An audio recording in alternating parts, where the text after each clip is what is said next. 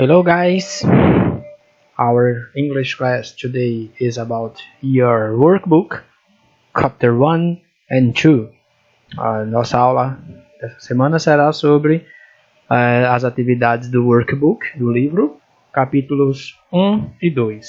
Como são atividades de gramática que já foram feitas em aula, esse vídeo é só um resumo para fazer os exercícios, ok? Let's study. A primeira parte fala sobre o present continuous. Então, para relembrar, vamos falar como funciona o present continuous na forma afirmativa. Present continuous é um presente que continua, então ele vai ter que ter um verbo auxiliar e um verbo principal na sentença para explicar que essa coisa está acontecendo.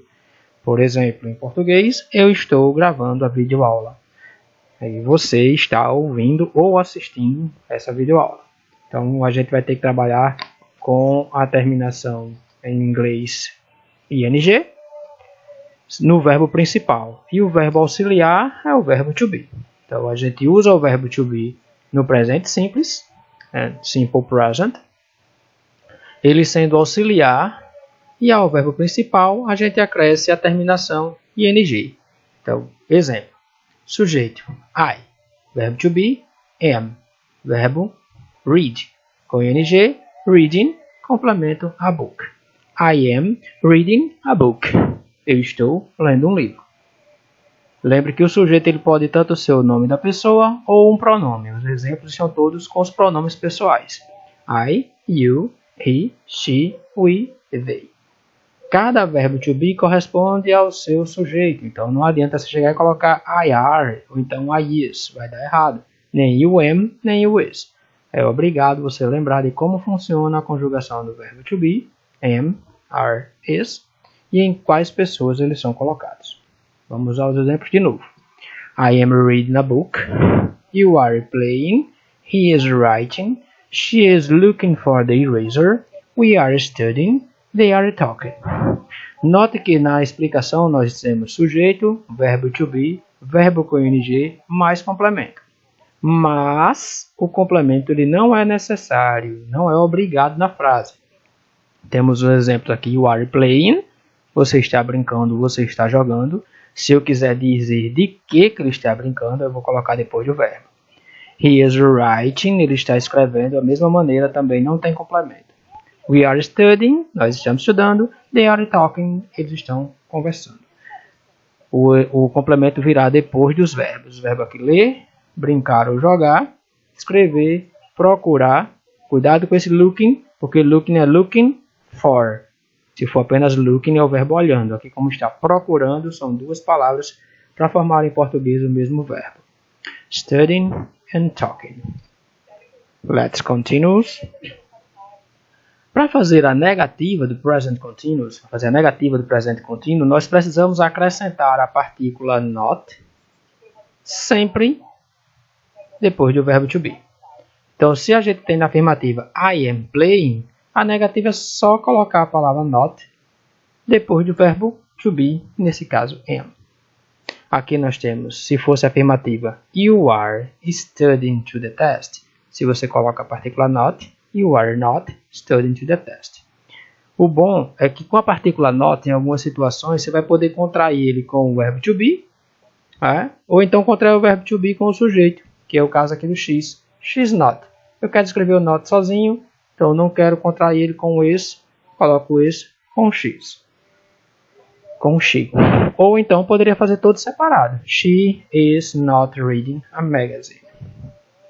Então, os exemplos. I am not playing, não estou brincando. You aren't studying to the test, você não está estudando para a prova ou para o teste. He isn't dancing now, ele não está dançando agora. She is not reading a magazine, ela não está lendo uma revista. It isn't working, não está funcionando. We aren't reading, nós não estamos lendo. They're not running, eles não estão correndo. Ok? Em algumas situações vocês vão ver que no verbo to be ou no verbo principal vai ser obrigado a duplicar a última consoante. Consoante e vogal consoante, regra principal, quando o verbo é curto, você duplica a última consoante. Na forma interrogativa do present continuous, a gente vai utilizar o verbo auxiliar, que é o verbo to be, e vai colocar ele no início da frase. Quer dizer, esse início da frase quer falar que ele está antes do sujeito. Se não vier nenhum pronome interrogativo antes dele, ele vai ser a primeira palavra da pergunta. Então, neste caso, nós temos Am I teaching you? Are you watching? Is he reading that book? Is she writing the exercise? Is it working? Are we learning? Are they erasing the board? Are they erasing the board? Em português ficaria: eu estou ensinando a você? Você está assistindo? Ele está lendo aquele livro? Ela está escrevendo os exercícios? Está funcionando? Nós estamos aprendendo? Eles estão apagando o quadro? Então, verbo to be, sujeito, verbo principal acrescido de ing, depois o complemento do que você quer saber. Regras principais utilizadas na gramática no present continuous.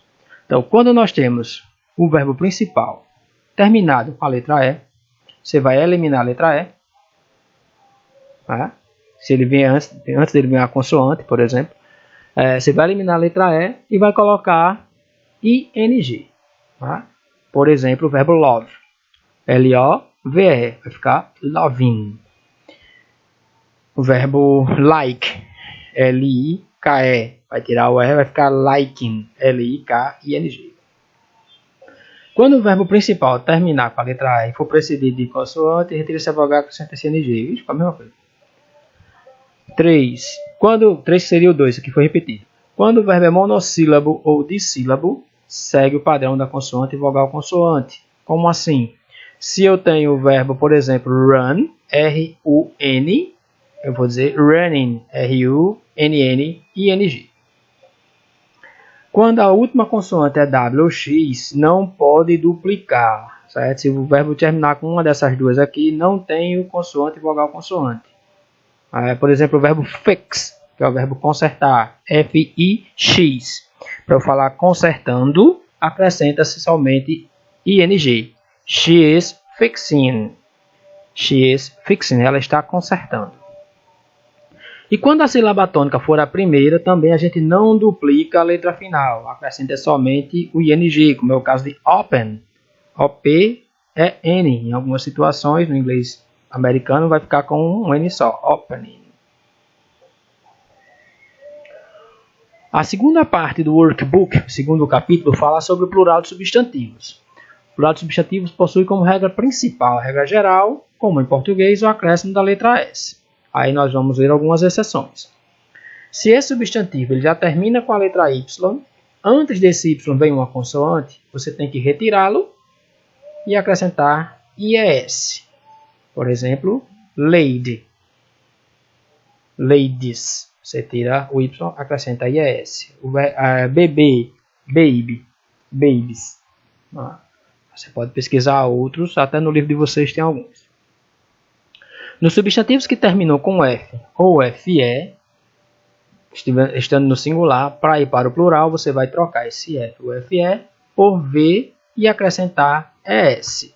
Então, vamos supor a palavra esposa, W-I-V-E, W-I-F-E, wife. Vai ficar wives, W-I-V-E-S. Nos substantivos que terminam em S, SH, CH, X, Z e a maioria que terminam com a letra O, a gente acrescenta S para formar o plural. Por exemplo, a palavra igreja, church, termina com CH. Então você acrescenta S para falar igrejas, churches.